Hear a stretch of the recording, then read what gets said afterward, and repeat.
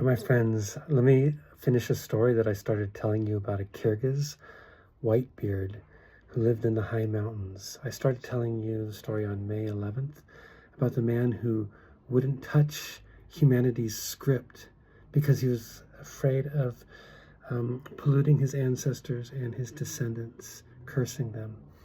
So he wouldn't touch the book, but we talked about the God-guess tradition, and then I started reading it to him from Genesis 18 about Abraham in the camp and the Mamre tree, and the Kyrgyz also have this Mamre tree in their epic.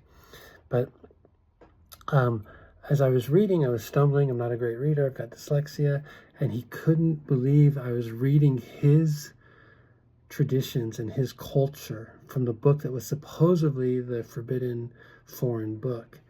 And 20 minutes after saying he wouldn't touch it for fear of cursing his ancestral line, he grabbed it from me and had to read with his own eyes that what I was actually reading was true. And he read and read, and after the story of the God-guess tradition in Genesis 18, it moves on to the story of Sodom and Gomorrah, and I wanted to show him this passage from Genesis 32, where Jacob wrestles with an angel. Is it an angel? Is it God? Is it a man? There's different words used in this text, and it's very similar to the beliefs that the Kyrgyz have about the wanderer, the Kydyr. If the Kydyr or Khizr comes into your village and you meet him, you're supposed to hold on to him until you get the blessing. And oftentimes that holding on, that's exactly what Jacob is doing when he's wrestling with the angel here. He's holding on until he gets the blessing. So you'll see, and I'll stop once or twice while reading this. But it says, so Jacob remained all by himself. Then a man, it says man, wrestled with him until the break of dawn. When he, the man, saw that he had not overcome him, Jacob, he struck the socket of his hip. So he dislocated the socket of Jacob's hip when he wrestled with him. Then he said, let me go. So the angel is saying, let me go, for dawn has broken. And that's again like the blessings will often be before the sun rises. And the Kyrgyz would often pray in ancient times before the sunrise, and toward the east, actually.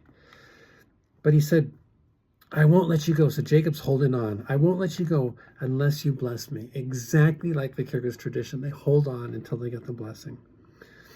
Then he said to him, what is your name? Jacob, he said.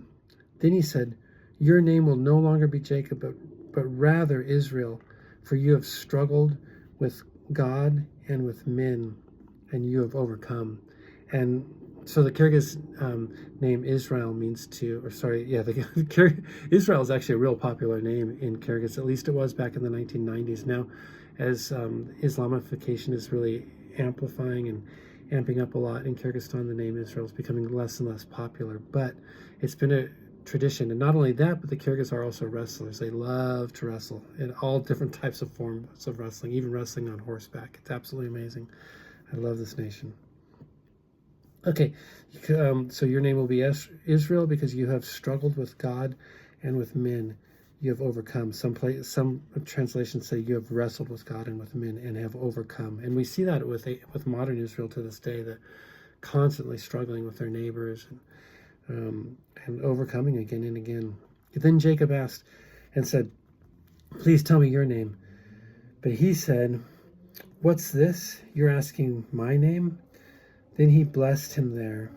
So Jacob named the place Peniel, for I have seen God face to face, and my life has been spared. So he went from saying, this is a man, to an angel, to now he says he was wrestling with God. Now the sun rose upon him just as he crossed by Peniel, limping because of his hip. And the Kyrgyz Jacob also has a limp. Very interesting. That is why the children of Israel do not eat the tendon of the hip socket to this very day, because he struck the socket of Jacob's thigh on the tendon of the hip. And the Kyrgyz, it's absolutely amazing. Kyrgyz eat everything on the sheep. I actually started drinking vodka because I needed it to digest some of the things that we were eating. But they won't eat this tendon. They always take it out, and they consider the knife an unholy object, like alcohol actually. But they need the knife for butchering the sheep, but they'll put the knife down and pull out this one tendon with their teeth. And so to this day, it says the children of Israel don't eat the tendon on the sheep, just like the Kyrgyz. So I believe, again, the Kyrgyz are the children of Israel. They're one of the few peoples on earth that still do this to this day. Again, fascinating. All the little details and kind of quirky, odd verses that the Kyrgyz continued to do. Okay, just wanted to share that. God bless with you. God bless you. Again, I shared the first part of the story. I think it was on May 11th in Facebook. God bless you all. Bye.